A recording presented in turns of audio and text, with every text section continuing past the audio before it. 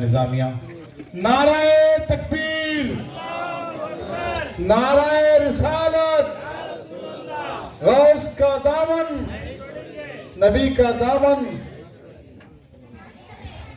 نعرہ تکبیر، اللہ اکبر، نعرہ تکبیر، اللہ اکبر، نعرہ رسالت، یا رسول اللہ، نعرہ رسالت، یا رسول اللہ، غوث کا دامن، نہیں چھوڑیں گے، علماء اہل سنت زندہ باد۔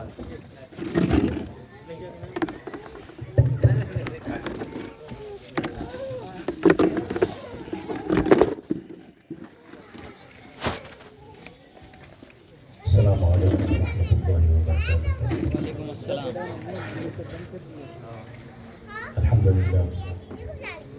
الحمد للہ رب العالمین، والصلاة والسلام علی من کان نبیا وآدم خیر اللہ وکریم، وعلى آلہ واصحابہ وازواجہ وذریاتہ واہل بیتہ اجمعین، اما بعد،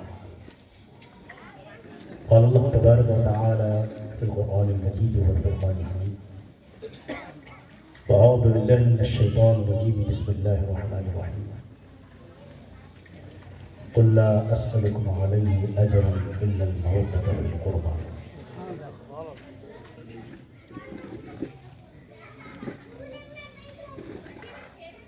وقال النبي صلى الله عليه وسلم في الحديث القدسي،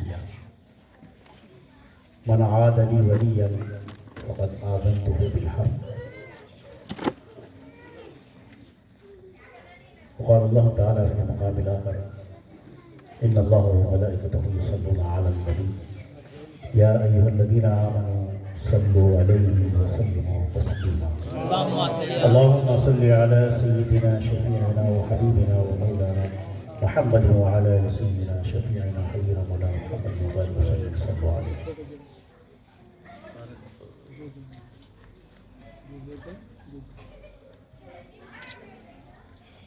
معزز محترم محبی حضرت سید شاہ معین پاشا صاحب قادری الجیلانی سجادہ نشین بارگاہ معصومیہ، وہ حضرت العلامہ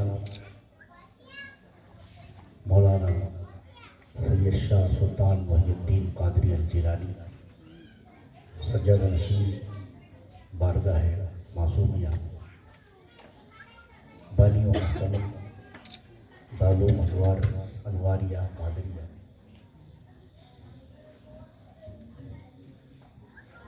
وہ حضرت علامہ سید شاہ معصوم میر قادری صاحب برادر حمزہ، وہ حضرت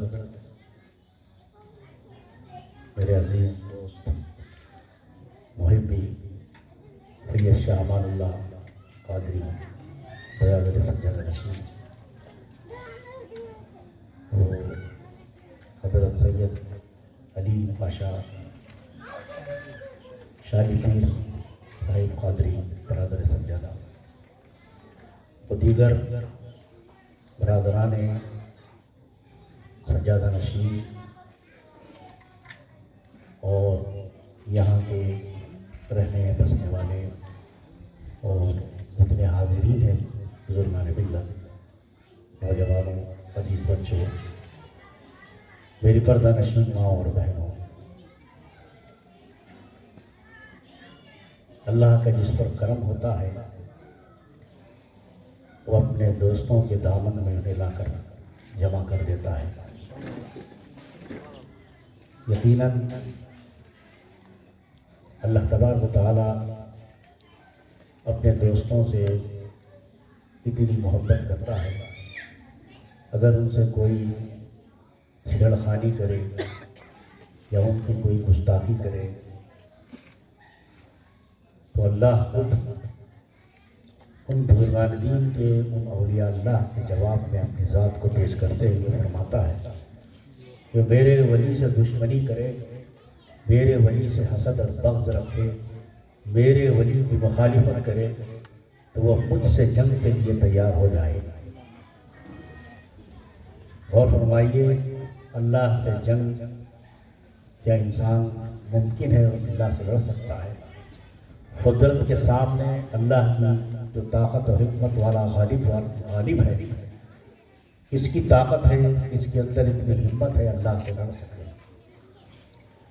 تو یہ اللہ کا کرم ہے کہ ہمیں اللہ کے ولیوں کے دامن میں ہمیں رکھا ہے، ان کی مخالفت کرنے والوں نے نہیں رکھا، یا ان سے دشمنی کرنے والے یا ان سے عداوت اور بغض کرنے والوں میں نہیں رکھا۔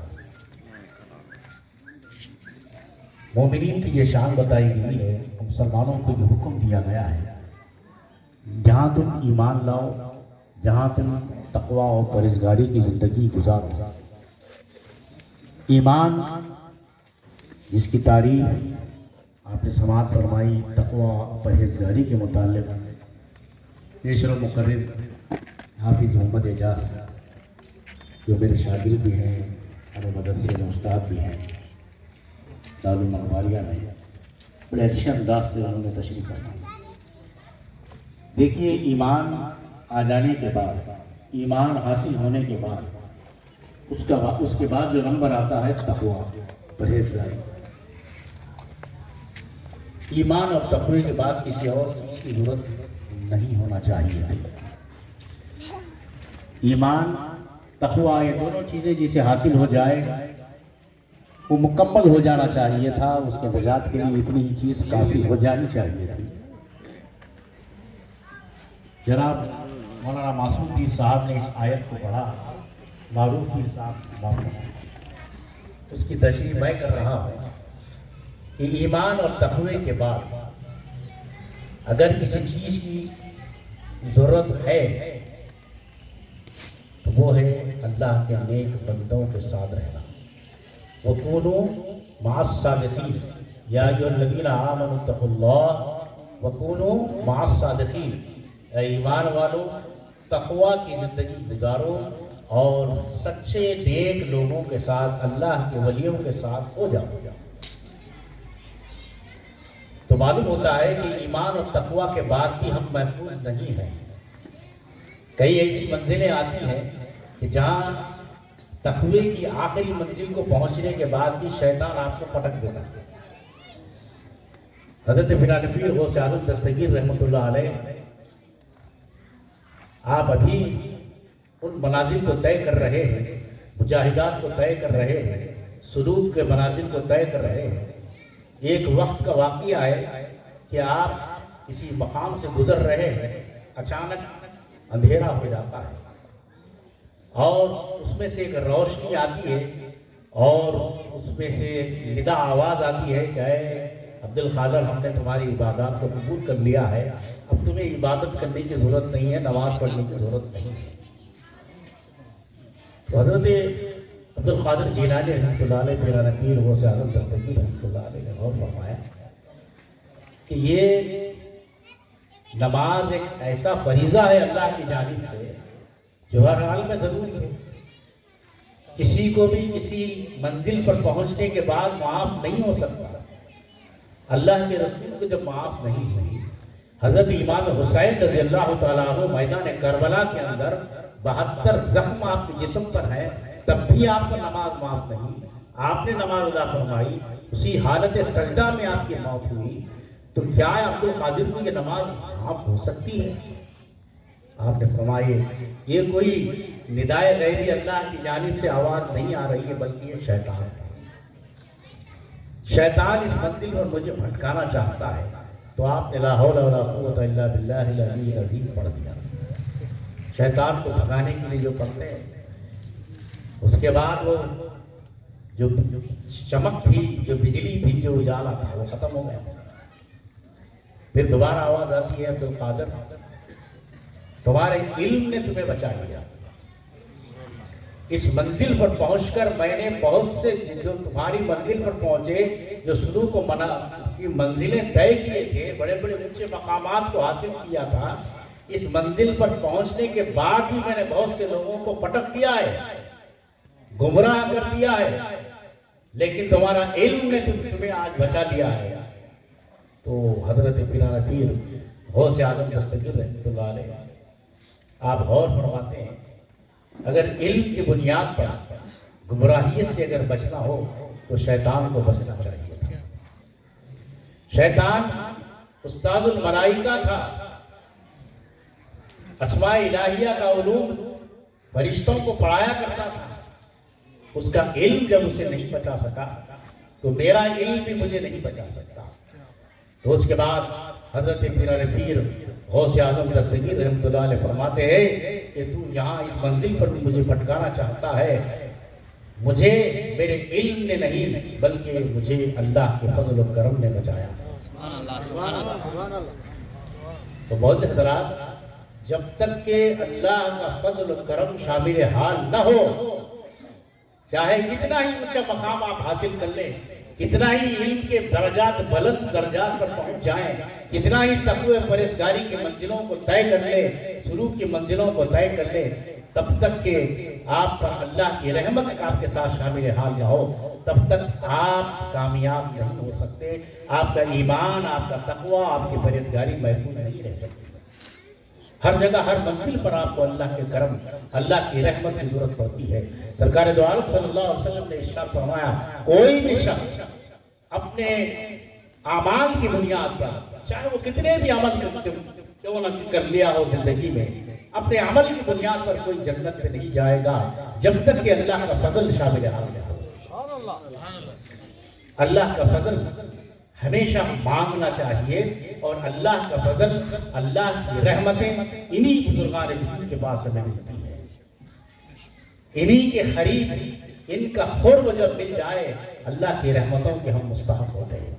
سرکار دو عالم صلی اللہ علیہ وسلم نے ارشاد فرمایا کہ تم دیکھو کسی شخص کو کہ وہ دنیا سے بے رغبت ہو گیا ہے، دنیا سے بے رغبت ہو گیا ہے، دنیا کی کوئی پرواہ نہیں ہے، کوئی جائیداد، زمین، پیسہ، روپیہ، کوئی لالچ نہیں ہے اس کو، اور خاموش ہو گیا ہے، زیادہ نہیں بولتا، تو اس کے قریب رہو، شریعت کا پابند ہو۔ ایسا نہیں ہے، شریعت کی پابندی ہر جگہ لازمی ہے، ہر جگہ لازمی ہے، شریعت کا پابند ہو۔ ایسا نہیں ہے کہ دیوانہ پاگل ہے اس کے پاس خاموش ہو جاتے ہیں، شریعت کی پابندی لازمی ہے۔ شریعت یا طریقت بغیر شریعت کی زندگیت بتائے علماء دین ہے، تو اسی لیے شریعت کا پابند ہو، دنیا سے بے رغبت ہو گیا ہو، خاموش رہتا ہوگا، اس کے قریب تم رہو۔ سرکار فرمائے اس کے قریب تم رہو، جب وہ بات کرے گا، جب کوئی بات وہ اپنی زبان سے نکالے گا، یقیناً اللہ کی جانب سے اس کے دل میں جو بات ڈالی جائے گی وہی کہے گا، جو القاء ہوگا اس کے دل میں جو بات ڈالی جائے گی وہی تمہارے سامنے کہے گا، اس سے تم کو فائدہ ہوگا۔ تو اللہ کا فضل، اللہ کا کرم ان اللہ والوں سے ہمیں ملتا ہے، ان کے ذریعے سے ہمیں حاصل ہوتا ہے۔ اپنی نمازوں پر، اپنے روزوں پر، اپنے دیگر اعمال پر ہم نازاں نہ ہوں۔ اور فرمائیے بڑے بڑے بزرگان دین کے حالات، خود حضرت پیران پیر غوث اعظم دستگیر رحمۃ اللہ علیہ ظاہری علوم کی جب آپ تکمیل فرما لی، قرآن، حدیث، فقہ، فلاں فلاں تمام چیزیں آپ حاصل کر لی، اس کے بعد آپ باطنی علوم کی طرف متوجہ ہوتے ہیں۔ بزرگان دین کا سایہ بڑا ضروری ہے، علم حاصل ہو جاتا ہے، علم کی حفاظت، ایمان کی حفاظت بزرگوں کے سائے میں، ان کے سلسلے میں منسلک ہونے پر حاصل ہوتی ہے، ورنہ علم حاصل ہو گیا، اگر کوئی سایہ نہ ہو یا کوئی سلسلہ نہ ہو آپ کے ساتھ تو پھر یقیناً آپ کو بھٹکنے کا خوف ہے۔ کئی بڑے بڑے علماء کرام ہیں، علم کے اونچے منزل پر پہنچنے کے بعد بھی گمراہ ہوا، ان کی کتابوں سے ظاہر ہے، ان کے الفاظ سے ظاہر ہے، گستاخی رسالت سے اللہ کی گستاخی، کیسے کیسے الفاظ لکھتی ہے، اللہ آج تک جھوٹ نہیں بول سکتا ہے، جھوٹ نہیں بولا اب تک، اللہ بھی جھوٹ بولنے پر قادر ہے۔ اللہ علی کل شیء قدیر کی آیت کی تفسیر میں اللہ ہر چیز پر قادر ہے، جھوٹ بولنے پر بھی قادر ہے، لیکن اب تک بولا نہیں۔ ایسے الفاظ لکھے یہ شیطان کراتا ہے کام۔ علم، اللہ کے رسول صلی اللہ علیہ وسلم ہمیشہ یہ دعا مانگتے تھے، اللہم انی اعوذ بک من علم لا ینفع، اے اللہ میں ایسے علم سے تیری پناہ چاہتا ہوں، تیری حفاظت میں آنا چاہتا ہوں جو نفع نہ دے۔ اہل علم والے کو بھی نہیں دے رہا اور سامنے والے کو نہیں۔ جب علم والے کو نفع نہیں مل رہا تو سامنے والے کہاں سے مل رہا؟ وہ علم جو صاحب علم کے بھی نفع رساں ہو اور دیگر لوگوں کے بھی نفع رساں ہو، وہ قابل تعریف ہے۔ علم ہے لیکن نفع نہیں دینے والا ہے تو ویسا علم رکھنے سے زیادہ جہل بہتر ہے۔ علم ہی نہیں ہو تو بہتر ہے۔ ایسے ہی علم کے متعلق، ایسے ہی لوگوں کے متعلق قرآن مجید ارشاد فرماتا ہے، مثل الذین حملوا التوراۃ کمثل الحمار یحمل اسفارا۔ تورات کے حاملین، تورات کا علم جاننے والے علماء، ان کی مثال ایسی ہے جیسے گدھا۔ قرآن کہتا ہے تورات کے عالم ہے، علم ہے تورات کا، لیکن قرآن کہتا ہے گدھے کی مانند ہے۔ گدھے کو یہ نہیں معلوم کہ اس کے پیٹھ پر کیا ڈھلایا گیا ہے، کیا لاد دیا گیا ہے، صرف ڈھولیا ہے۔ اس کی پیٹھ پر کیا رکھ دیا گیا ہے اسے نہیں معلوم۔ تو علم ہے، عمل نہیں ہے۔ علم ہے، صاحب علم کے لیے نفع نہیں ہے تو اس کے لیے وبال ہے، تباہی ہے، اس کے لیے بربادی ہے۔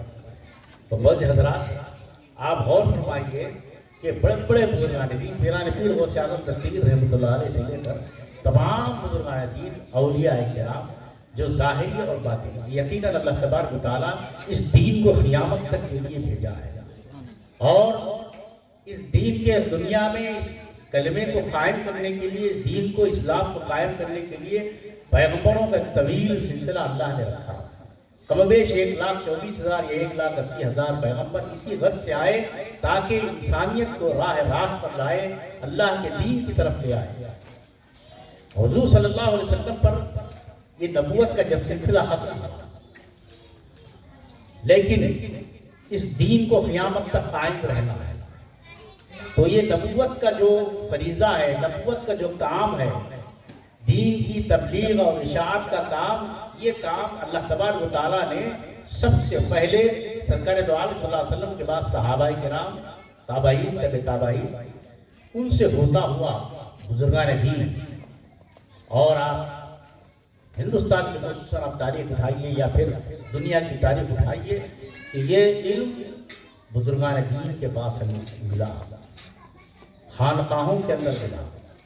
خانقاہیں ہندوستان کے اندر حضرت شاہ ولی اللہ محدث دہلوی رحمۃ اللہ علیہ وغیرہ، اس زمانے میں کوئی مدرسے کا تصور نہیں ہے، مدرسوں کا تصور نہیں تھا۔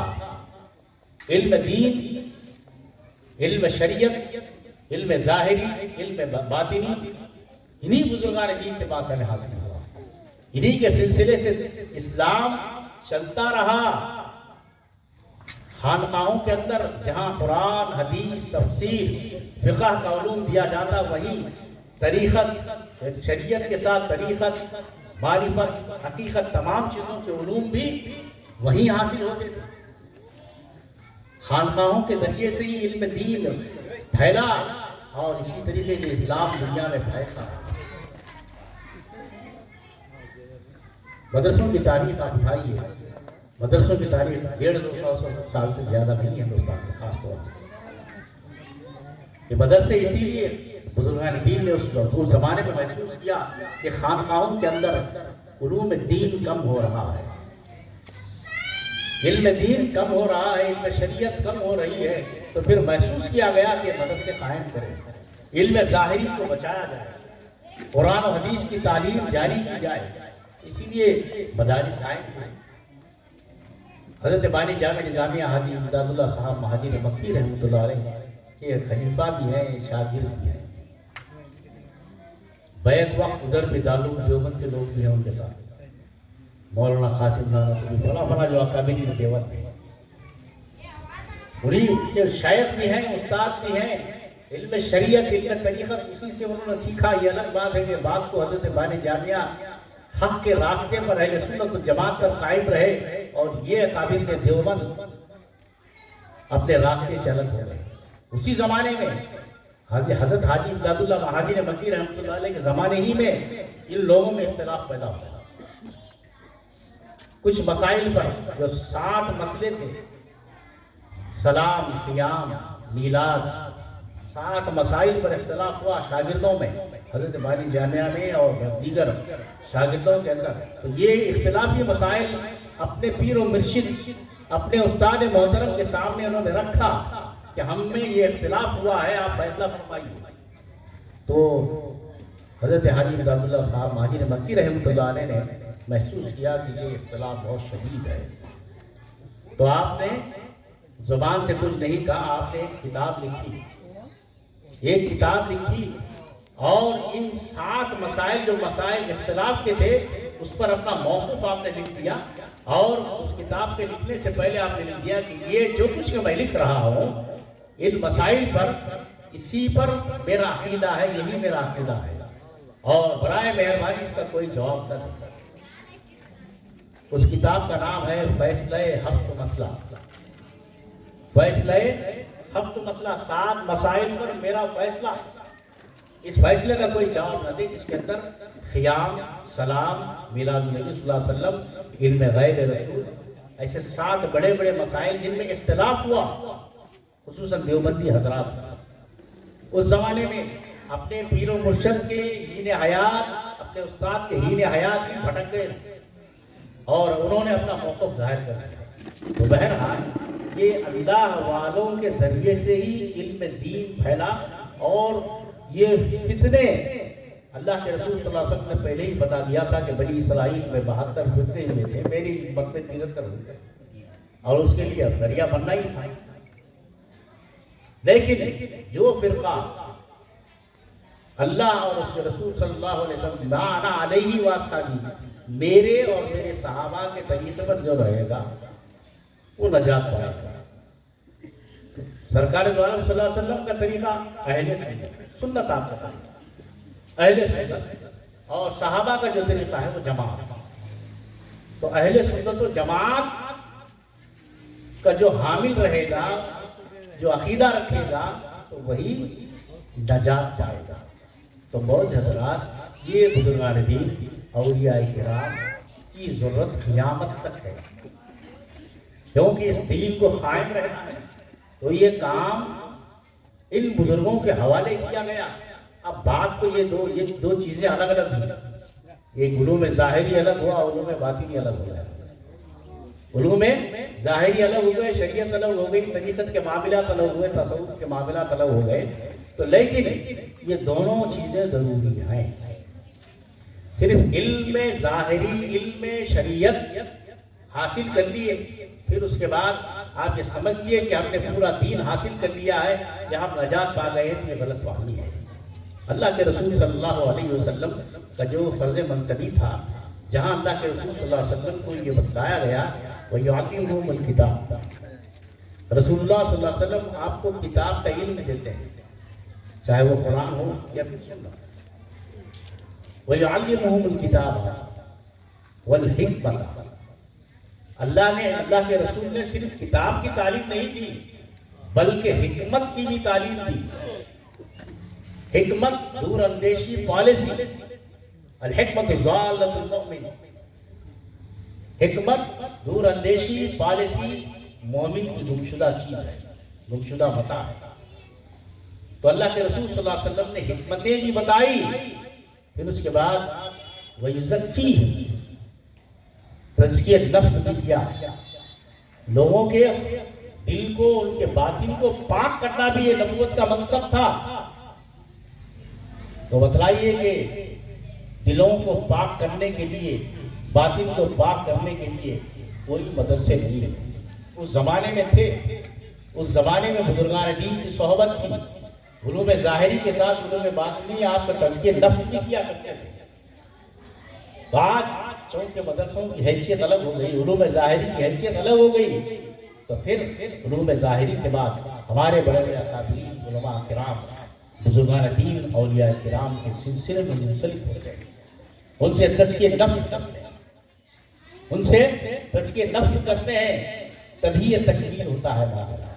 تو اللہ کے رسول صلی اللہ علیہ وسلم خالی کتاب نہیں، اب لوگ کیا ہے مولوی عالم فاضل ہو گیا، ختم ہوگی بات۔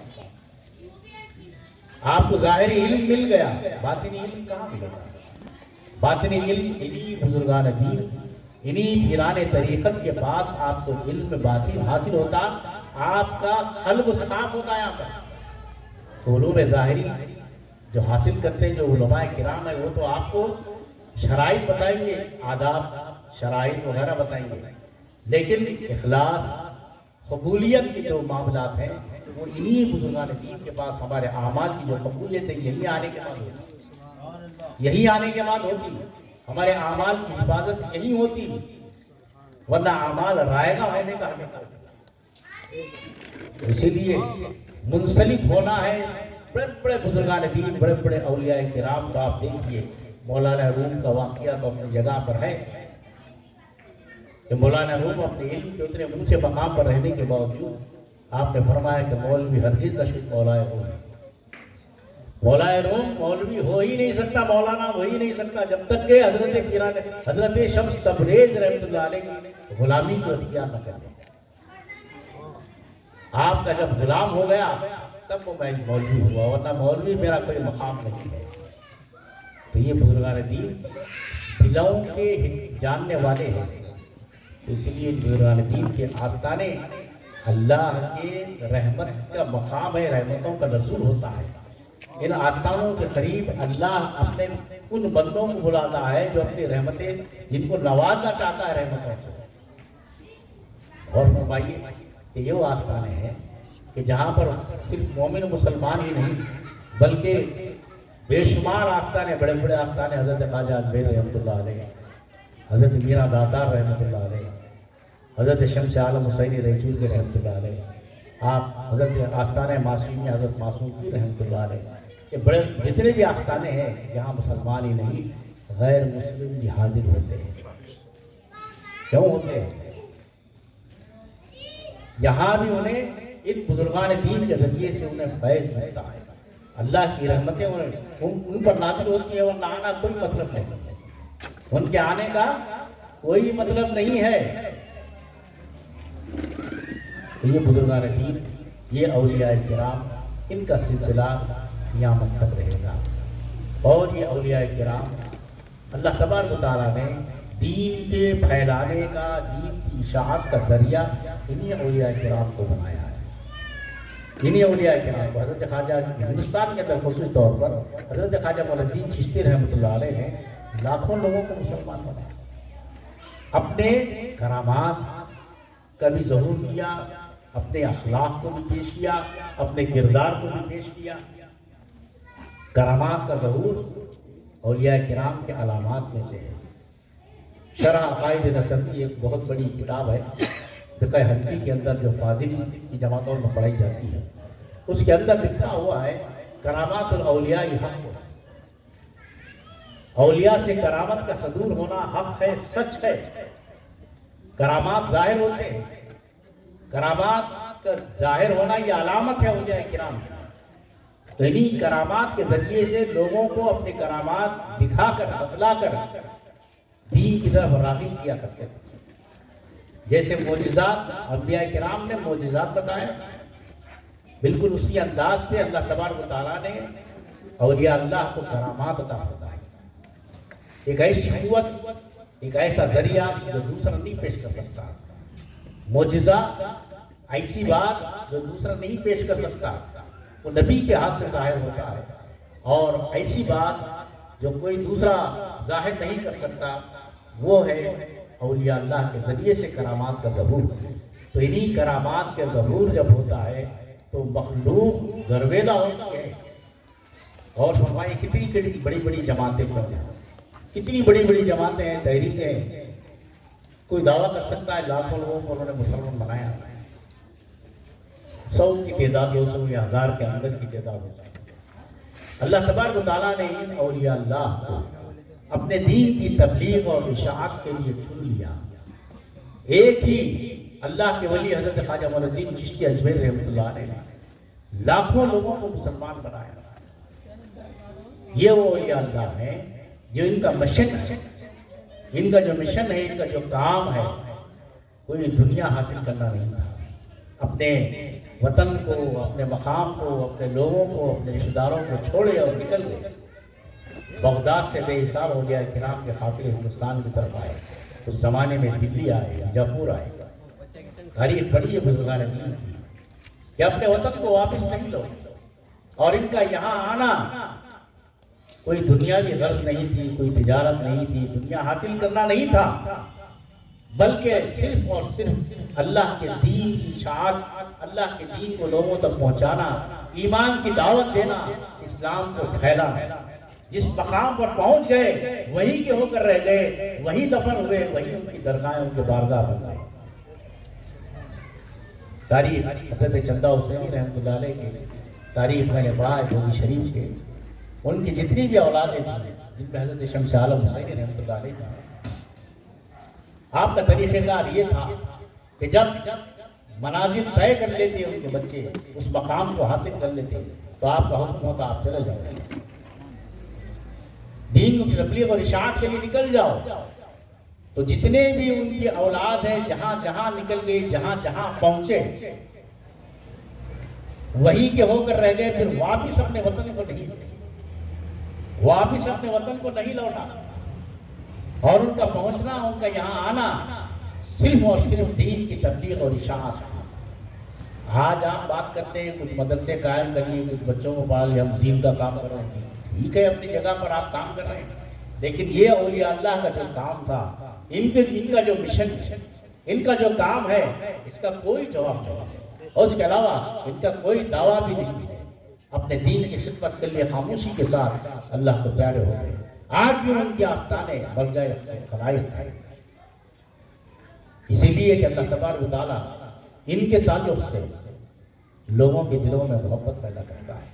ان الذین آمنوا وعملوا الصالحات سیجعل لهم الرحمن ودا. بے شک جو لوگ ایمان لائے، عمل صالح کیے، اللہ ان کے تعلق سے لوگوں کے دلوں میں محبت ڈالتا ہے.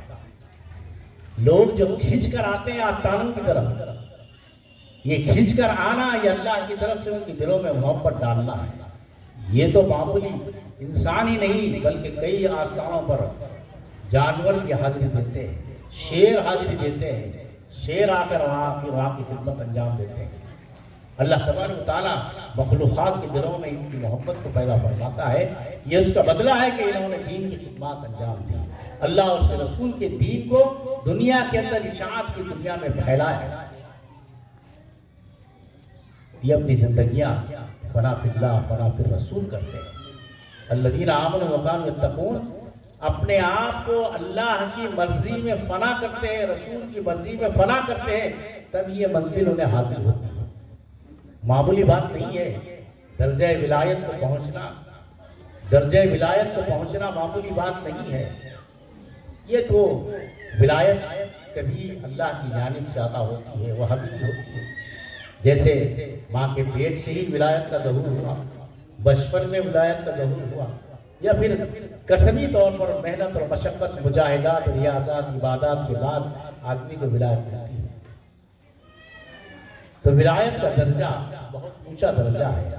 اس منزل کو پہنچنے کے لیے اللہ تبارک و تعالیٰ کی خاص رحمتیں اور خاص اس کی نظر اللہ تبارک و تعالیٰ کی ہوتی ہے. اس منزل پر پہنچتا ہے آدمی، اور اللہ کے ذات میں، اللہ کی صفات میں اپنے آپ کو فنا کرتا ہے، اللہ کی صفات میں، تبھی وہ اس منزل کو پہنچتا ہے.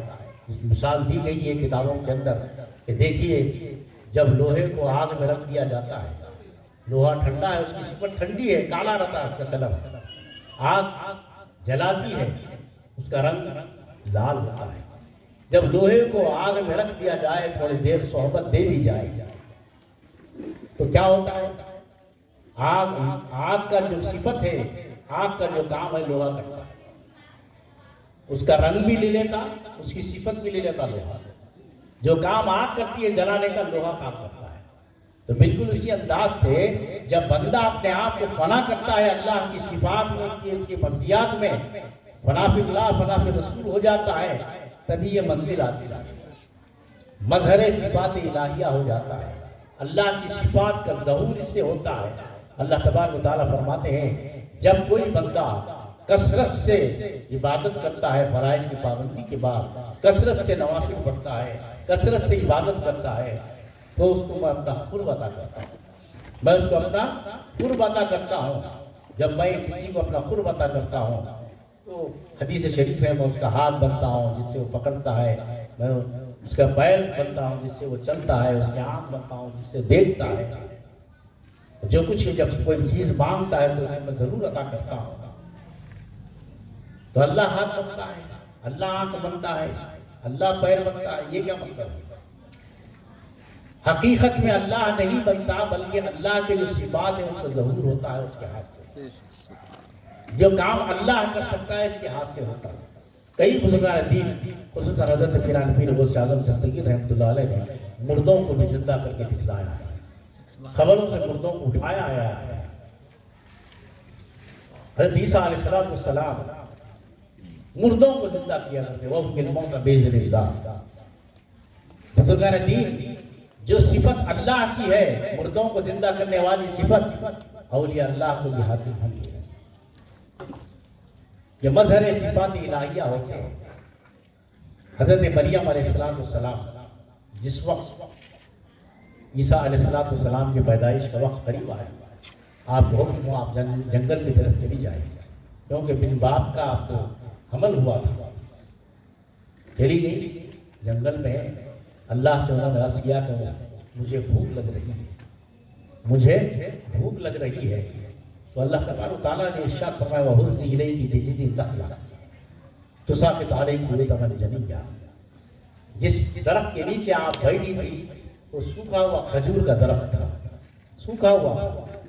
اللہ نے فرمایا کہ اس درخت کو پکڑو اور اس کی ٹہنی کو ہلاؤ تو تم پر پکی کھجوریں گریں گی، اس کو کھا لو۔ اور فرمایا یہ سوکھا ہوا درخت ہے۔ جب حضرت مریم نے اللہ کے حکم پر اس کو پکڑا، اس کی ٹہنی کو، تو ہری ہو گئی اور اس میں پھل آ گئے، اس کے اندر کھجور لگ گئے پکے، اور جب ہلائے تو کھجور آپ پر گرنے لگے، آپ نے کھجور کو کھایا۔ تو جس کے اندر زندگی نہیں تھی، حضرت مریم کے ہاتھ سے زندگی آئی۔ تو اللہ تبارک و تعالیٰ کی صفات کا ظہور اس بندے سے ہوتا ہے جو اللہ کے اپنے آپ کو اللہ کی صفات میں فنا کر دیتا ہے۔ حضرت مریم سے وہی بات کا ظہور ہوا، وہی چیزوں کا ظہور ہوتا ہے جو اللہ کی طرف سے ہوتا ہے۔ تو اللہ تبارک و تعالیٰ اپنے بندوں سے وہ کام کراتا ہے۔ خاصان خدا خدا نہ باشد، خاصان خدا خدا نہ باشد، لیکن ز خدا جدا نہ باشد۔ اللہ کے جو خاص بندے ہوتے ہیں خدا تو نہیں ہوتے، لیکن خدا سے جدا بھی نہیں ہوتے، خدا سے جدا بھی نہیں ہوتے۔ تو ہم خاصان خدا کو خدا نہیں بولتے، اولیاء اللہ کو خدا نہیں بولتے، اللہ کے ولی بولتے، اللہ کے دوست ہی بولتے ہیں۔ یہ اللہ کے دوست کبھی اللہ سے جدا نہیں ہوتے، اللہ کبھی ان کی مرضی کے خلاف نہیں کرتا۔ بعض ایسی باتیں ہیں اگر یہ مانگ لے، اللہ فرماتے ہیں اگر یہ مانگ لے، ضد کر لے تو میں تو ضرور عطا کرتا ہوں، ضرور عطا کرتا ہوں۔ یہ اللہ کے وہ بندے جن سے اللہ کی صفات کا ظہور ہوتا ہے۔ کب ہوتا ہے؟ درجہ ولایت کو پہنچنے کے بعد، اور یقیناً یہ ولایت حق ہے۔ لوگ ولایت کا انکار کرتے ہیں۔ پچھلے زمانے میں بھی، پچھلے امتوں میں بھی ولی پیدا ہوئے ہیں، جیسے کہ حضرت مریم کا میں نے ذکر کیا، اللہ کی ولیت۔ حضرت سلیمان علیہ السلام اللہ کے نبی ہیں، اللہ نے آپ کو ایسی حکومت عطا فرمائی کہ کسی اور کو ایسی حکومت نہیں تھی۔ تمام جانوروں پر، جناتوں پر، شیطانوں پر، تمام ہواؤں پر، ہر ایک پر آپ کی حکومت تھی، تمام لوگوں پر حکومت تھی۔ جب آپ کو معلوم ہوا کہ آپ کے پاس ایک پرندہ ہدہد جب غائب ہوا تو آپ نے فرمایا ہدہد نظر نہیں آ رہا، انی لا ارى الہدہد، ہدہد نہیں دکھ رہا میرے کو، کہاں گیا انہیں؟ بہت دیر سے اگر کوئی معقول وجہ اگر بتایا تو چھوڑ دو، نہیں تو اس کو عذاب دے تو مار دو، لَأُعَذِّبَنَّهُ عَذَابًا شَدِيدًا۔ بہت دیر کے بعد آیا ہدہد، پوچھے کہاں گیا تھا؟ بولا میں ایسی اڑ لیتے نکلا تو بہت دور تک چلا گیا، ایک مقام پر پہنچا میں، تو اس مقام پر جو ہے نا ایک عورت کی حکومت ہے، لیڈیز، ملک یمن کے اندر. وہاں دیکھا وہ اللہ کو چھوڑ کر لوگ سورج کی پوجا کر رہے ہیں وہاں کے لوگ. تو حضرت سلیمان علیہ السلام نے خود کے ساتھ ایک پیغام بھیجے. اس رانی کے نام سے وہ جو عورت تھی جو حکومت کرنے والی تھی، اس کو ایک لیٹر بھیجے. اس لیٹر کے اندر قرآن مجید میں ذکر ہے اِنَّهُ مِن سُلَيْمَانَ وَإِنَّهُ بِسْمِ اللَّهِ الرَّحْمَٰنِ الرَّحِيمِ. اللہ تعالیٰ علیہ واقعی مسلمین، مجھے آپ لکھے بھیجے اللہ کے نام سے شروع کرتا ہوں. اور اس بادشاہ کو، اس عورت کو اپنے پاس بلایا تو آیا میرے پاس. آ کو مسلمان بن، ایمان قبول کر. وہ لیٹر اپنے درباریوں میں اپنے وزیروں کو پیش کر دی، ایسا لیٹر آیا ہے سلیمان علیہ السلام کی طرف سے. اب کیا کرنا طے ہوتا، جا کے بیوی کے ہوئے. جس وقت وہ نکلتی ہے، حضرت سلیمان علیہ السلام کو اس کی خبر پہنچتی کہ وہ بلقیس اس کا نام تھا، وہ آ رہی ہے. حضرت سلیمان علیہ السلام اپنے دربار میں بیٹھے ہوئے ہیں. اور غور فرمائیے، حضرت سلیمان علیہ السلام اللہ کے نبی ہے. اللہ نے آپ کو وہی پتہ فرمایا تھا کہ بلقیس کے پاس ایک تخت ہے جو بہت بڑا ہے، 40 فٹ چوڑا، 80 فٹ لمبا، بہت وزنی، سونا چاندی اور اس پر ہیرے جڑے ہوئے لگے ہوئے، وہ رکھا ہوا ہے. تو حضرت سلیمان علیہ السلام نے فرمایا کہ وہ تخت بلقیس کے یہاں پہنچنے سے پہلے کون لا سکتا ہے؟ بلقیس کے آنے سے پہلے، کیونکہ آپ اپنی قوت، اپنی روحانی طاقت اس عورت کو بتانا چاہتے تھے. حضرت سلیمان علیہ السلام جب اپنے درباریوں سے کہا تو جن اٹھا، جن قوت والا شیطان جو جن ہے، ان بولا آپ کا دربار برخاست ہونے سے پہلے میں وہ تخت جا کر آپ کے پاس پہنچا دیتا. کافی لمبا سفر تھا، 2-3 مہینوں کا سفر تھا شاید، مجھے پکا یاد نہیں ہے. وہ سفر لمبا، بہت لمبا سفر تھا. اتنا بڑا وزنی تخت اٹھا کر لانا ہو سکتا ہے؟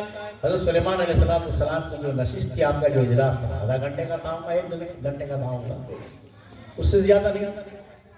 حضرت سلیمان علیہ السلام نے کہا اس سے بھی پہلے میں چاہتا ہوں، میرے اجلاس برخاست ہونے سے پہلے وہ تخت میں چاہتا ہوں میرے پاس آئے. تو ایک اللہ کے ولی ہے. دربار سلیمان میں میں آپ کو بتانا چاہ رہا ہوں کہ پچھلے پیغمبروں میں بھی، کے زمانے میں بھی اللہ کے ولی رہے ہیں.